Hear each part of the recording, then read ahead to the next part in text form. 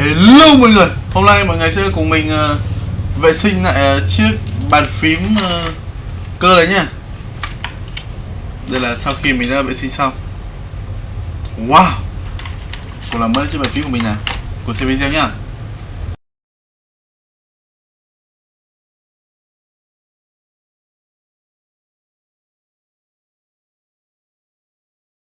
Hello mọi người, hôm nay chúng ta cùng nhau vệ sinh dàn phím cơ nhá. Mình đã tháo được một đống rồi. Bây giờ mình nhớ quay video cho bạn xem. Quá trình vệ sinh phím cơ thì mọi người dùng tay thôi, nhấc lên từng chiếc một, khá là nó cũng hơi lâu một chút, nhưng mà mọi người hãy nên chăm sóc cho chiếc bàn phím của mình kỹ một chút, bởi vì người làm mình cũng có nó mà. Cũng khá là lâu rồi mình chưa vệ sinh một chiếc bàn phím này, mình mua lâu lắm rồi. Đấy thôi, và sau khi chúng ta gỡ hết bàn phím này thì chúng ta sẽ được một như này, để mình tối nhanh nhé, hoặc là một lúc nữa mình sẽ quay lại cho xem.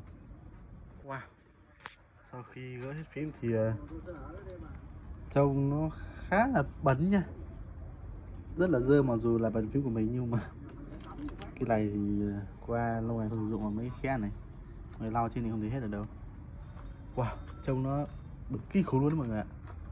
Thì mình sẽ lấy một cái này và một cái ngăn cũ, hoặc là mọi người có thể lấy cái chổi quét sơn của thợ sơn hoặc là của thợ mộc nhé. Mọi người quét này và mọi người cùng xem kết quả của mình nhé.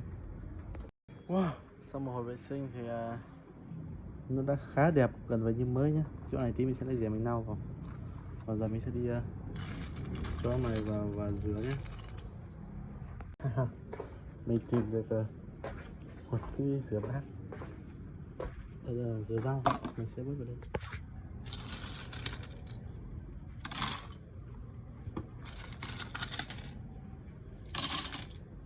Các bạn đừng để mất cái nào nhé, tí không tìm được đâu. Mấy cái này chúng ta cũng có thể mua một vài cái mới, kiểu decor chúng ta phải làm dán lên. Wow, nhưng mà vệ sinh sau này chúng ta sẽ yêu bộ bàn phím của mình hơn, và hãy cố gắng là chăm sóc bàn phím của mình thường xuyên có thể nha. Chúng ta sẽ đi rửa nào. Mình sẽ cho các bạn xem kết quả luôn nha. Ok mọi người nha, sau khi chúng ta rửa xong giờ thì gắn lại thôi.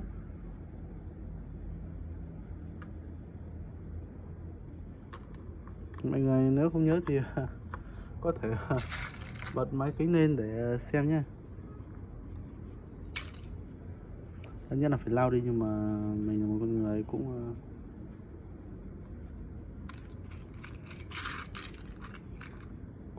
gọi là không chăm chỉ lắm, nên là mình sẽ cứ để thêm mình lắp nha. Thì nó cũng tự khô nhưng nó không tốt lắm, mọi người là không nên làm theo. Bên là gỗ đấy, giờ mọi người chỉ việc lắp lại thôi.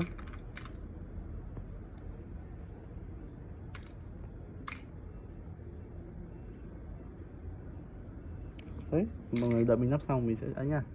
Hello mọi người nha, đây là thành quả sau khi chúng ta đã lau rửa và chúng ta gắn lại. Bây giờ mình sẽ cắm vào để test xem còn sống nha.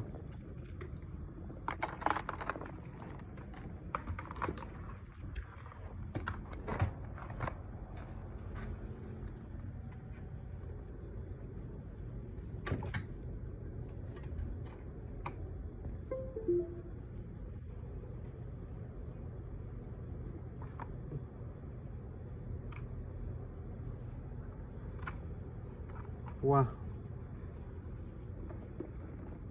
ok, bàn phím nó lên bình thường mọi người nhé, để mình thử xem nào.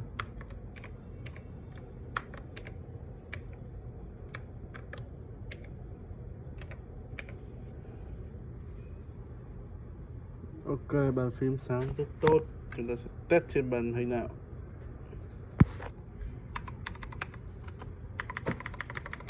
Ok mọi người nhé, Vậy là clip vệ sinh chiếc bàn phím nữa sau. Hẹn gặp mọi người ở video khác. Bye bye.